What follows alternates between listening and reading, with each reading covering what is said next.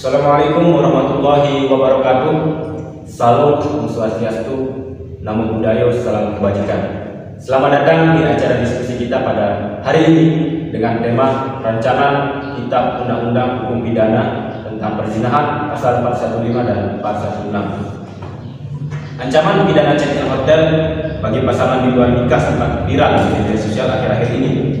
Sejumlah orang mengkhawatirkan hal tersebut yang didasari pada rancangan Kitab Undang-Undang Hukum Pidana tentang Perzinahan pasal 415 dan 416. Lantas, apakah benar check-in hotel bagi pasangan belum nikah dikenai pidana? Untuk mengetahui lebih lanjut terkait hal ini, sudah hadir bersama kita beberapa tokoh untuk membahas hal tersebut. Yang pertama, ada anggota DPR RI, Saudari Ardiani Sabsabila. Yang kedua ada Dokter Umum Rumah Sakit Unram, Dr. Anissa Purnamasari. Ada juga bersama kita pengamat hukum Bung Andra Kayuda Antoni. Selanjutnya ada Anggraini Dwi Putri, salah satu pengusaha hotel yang ada di Bali. Dan yang terakhir ada traveler dan content creator Astuti Fitriani. Bukan untuk menemani kita pada hari ini. Baik, untuk membuka diskusi kita, saya ingin Bung Andra memberikan pernyataan sedikit tentang rancangan undang-undang tersebut. Silakan, Bung. Ya, sebelumnya saya sampaikan terima kasih kepada Pak Moderator karena telah memberikan kesempatan ini. Seperti yang disampaikan tadi, bahwasanya sebagian besar portal berita dan masyarakat Indonesia heboh oleh pasal yang ada di RKUHP ini. Pasal ini kerap dikenal dengan istilah pasal check-in. Bahkan Persatuan Hotel Indonesia sedikit terguncang dalam tanda kutip oleh kebijakan ini. Namun sebelum meninjau lebih jauh, perlu diluruskan kembali terlebih dahulu. Sebenarnya dalam konteksnya pasal ini tidak hanya sebatas check-in. Istilah tersebut disebar oleh media agar isu yang diangkatnya dapat menjadi lebih menarik. Dengan kata lain, yang diatur oleh pasal ini bukan tindakan check-in-nya, melainkan perzinahannya atau persetubuhan di luar nikah antara siapapun, ada dimanapun, mau itu di hotel, di kos-kosan, di mobil, semak-semak dan sebagainya akan tetap terjerat. Ya, kira-kira begitu gambaran yang dapat saya sampaikan, Pak Moderator. Berarti dalam pasal ini tidak hanya check-in di hotel yang menjadi fokus, tapi juga perzinahan dimanapun, tidak hanya di hotel, di kos-kosan, di mobil bahkan. Oke, baik, terima kasih Bung Andra. Selanjutnya saya ingin ke Anggraini. Saya ingin Anggraini memberikan pendapat terkait dengan rancangan undang-undang tersebut selaku pembisnis hotel. Silakan. Baik, saya ucapkan terima kasih kepada moderator. Saya sebagai pembisnis jelas menolak diterapkannya undang-undang ini dengan alasan bisa menghambat bisnis saya. Sebagai pembisnis, saya merasa dirugikan, apalagi dalam kondisi saat ini belum terlalu pulih akibat kasus COVID-19 beberapa tahun ini. Menurut saya, hal apapun yang dilakukan oleh pengunjung hotel itu adalah privasi. Sebagai pihak hotel, kami jelas harus menjaga privasi mereka. Maka dari itu, jika pemerintah menetapkan undang-undang itu, sama saja pemerintah menghambat bisnis para pemilik hotel. Apalagi ada prediksi bahwa tahun depan akan terjadi resesi ekonomi. Jika undang-undang ini juga diterapkan, maka bisa saja para wisatawan enggan untuk datang ke Indonesia karena mereka merasa privasi mereka terganggu karena diterapkannya undang-undang ini. Baik, terima kasih. Oke, baik. Jadi menurut Anggra ini bahwa penerapan undang-undang ini dapat merugikan pebisnis hotel dimanapun berada, dan juga ini dapat mengganggu privasi daripada pengunjung hotel tersebut. Oke, terkait dengan privasi pengunjung yang terganggu seperti yang disampaikan oleh Anggra ini tadi, selanjutnya saya ingin Fitriani selaku pengguna jasa hotel memberikan pendapat tentang hal tersebut. Saya datang ke Indonesia itu tujuan utama itu berlibur, bersenang-senang dan make up dengan pasangan saya.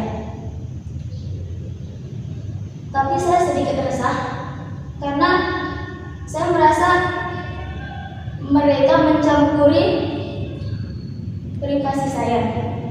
Dan kenapa check-in di hotel bisa berujung di penjara? Hanya itu yang meresahkan saya. Oke, baik. Saudari Fitriani selaku pengunjung hotel juga merasa resah dengan adanya rancangan undang-undang ini, terutama adanya pidana yang diberikan kepada mereka yang check-in. Oke, menjawab hal tersebut, saya ingin Saudari Salsa selaku anggota DPR menjawab hal tersebut tentang apakah mereka yang check-in dan mereka yang belum menikah dan check-in di hotel kemudian dapat dikenai tindak pidana. Kami persilakan.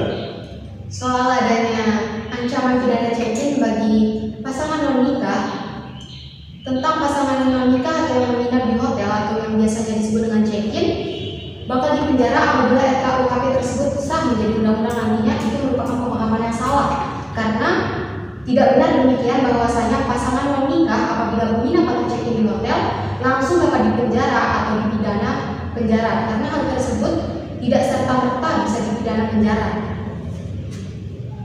Oke, baik, berarti akan ada dua kemungkinan bagi mereka pasangan di luar nikah yang melakukan check-in, yaitu dapat dipenjara dan juga dapat tidak dipenjara. Mohon dijelaskan lebih lanjut terkait dengan hal tersebut.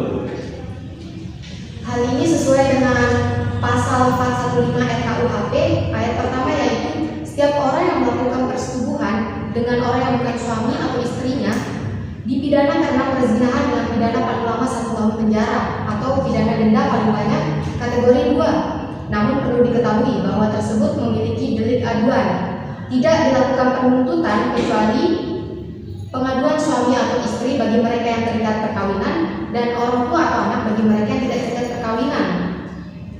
Terhadap pengaduan sebagaimana yang disebutkan pada ayat 2 tersebut tidak berlaku ketentuan pasal 25, pasal 26 dan pasal 30. Pengaduan juga dapat ditarik kembali apabila sidang belum dimulai. Dengan kata lain, undang-undang tentang pasal 415 dalam RKUHP ini, ruang privat seseorang justru menjadi terlindungi oleh hukum pidana, karena masyarakat atau pihak ketiga lainnya tidak bisa melaporkan hal tersebut kepada pihak yang berwajib, dan juga tidak boleh melakukan tindak main hakim sendiri atau persekusi. Oke, baik, sudah sangat jelas sekali apa yang disampaikan oleh Saudari Salsa. Tapi yang menjadi catatan penting adalah privasi pengunjung yang terganggu, karena itu ranahnya pribadi. Terkait dengan hal itu, saya ingin Bung Andra memberikan pendapatnya tentang privasi yang terganggu akibat adanya rancangan undang-undang tersebut. Silakan, Bung. Ya, saya akan berangkat dari aforisma bahwa hukum pidana ini bersifat publik. Maka dia menyeimbangkan 3 hal, yakni kepentingan negara, kepentingan masyarakat, dan kepentingan individu. Dalam konteks ini, hak privat itu pasti dan mesti diatur. Seperti contohnya KDRT. KDRT bersifat privat, tapi kenapa dia diatur? Karena jika KDRT dibiarkan, dia akan mengganggu masyarakat sekitarnya, dan kepentingan masyarakat akan mengganggu negara dalam melindungi kaum yang rentan. Tapi dalam kasus-kasus yang diobjekkan dalam pasal ini merugikan masyarakat dalam hal apa? Nah, ini problem yang menjadi perdebatan. Jika dari sudut pandang agama diketahui batas jelasnya, seperti ada argumen agama yang menyatakan bahwa jika terjadi suatu perzinahan di suatu rumah, maka 40 rumah di sekitarnya akan turut berdosa. Hal ini jelas melanggar jika konteksnya agama. Namun apakah argumen semacam ini masih relevan di zaman yang serba pragmatik ini? Apakah argumen semacam ini masih relevan jika ranahnya hukum pidana? Menurut pengamatan saya, ada beberapa pertimbangan yang menyokong dipidanakannya kasus perzinahan ini. Beberapa di antaranya seperti meningkatnya aborsi, HIV/AIDS sebagai akibat dari seks bebas yang dimarakkan perzinahan. Hal demikian menjawab kenapa undang-undang ini mesti dilarang dan kenapa undang-undang ini mesti mengatur ranah privat. Ya, kurang lebih begitu pandangan saya mengenai keprivasian tersebut. Oke, baik. Menurut Bung Andra kemudian ada beberapa penyokong yang kemudian menjadi penyokong untuk diterbitkannya atau dirancangnya undang-undang tersebut. Salah satunya tentang medis, itu masalah kesehatan. Terkait dengan hal itu, saya ingin Dr. Anissa memberikan pendapatnya tentang dari kacamata medis tentang rancangan undang-undang tersebut. Silakan. Terima kasih. Jadi sebelum kita check-in di sebuah hotel, kita harus memperhatikan 3 hal, yaitu kondisi kesehatan tubuh kita sendiri, terus kondisi kesehatan tubuh pasangan kita, dan juga kondisi tubuh orang yang akan kita ajak bermalam di hotel.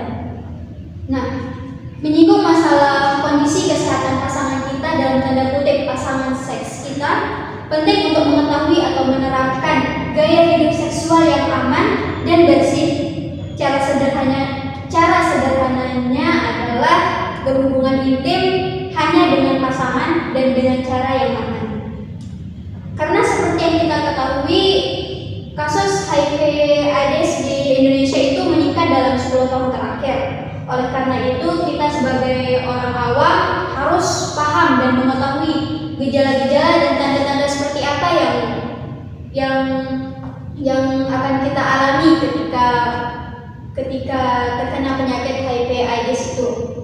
Nah, selain itu kita juga harus memperhatikan kebersihan hotel sebelum kita check-in. Nah, kita juga harus tahu, wisatawan juga harus tahu kalau hotel yang selamanya bersih tak selamanya juga aman. Kita harus tahu produk-produk pembersih di hotel itu mengandung zat-zat yang berbahaya, jadi janganlah kalian sebagai wisatawan hotel menggunakannya secara terus-menerus. Jika gejala-gejala yang kalian alami mungkin kalian rasakan, bisa langsung konsultasikan ke dokter. Terima kasih.